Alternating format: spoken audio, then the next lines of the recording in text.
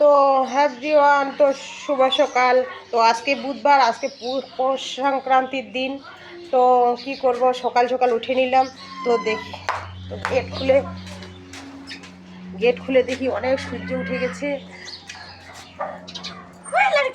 ও মা, আমার ভাইয়ের বউ স্নান দিতে চলে আসে, আমাদের নিয়ে গেছে। তো না এখন দেখো, তো গুঁড়া করে নিয়ে আসছে।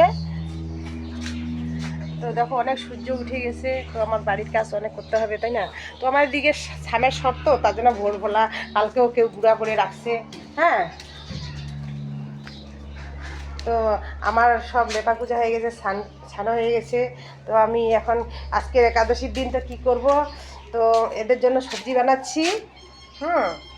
সব কিছু মিলা সবজি বানাচ্ছি। তো কুমড়াগুলো আইনে রাখছি, তো ফ্রিজে রাখছি, ফ্রিজ বন্ধ করে রাখছি, তো নষ্ট হয়ে গেছে। তখন কি করব, তো এখন ফেলাই দিতে হবে।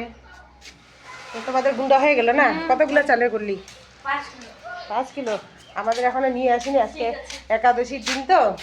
তো এই যে গুঁড়া করে নিছে।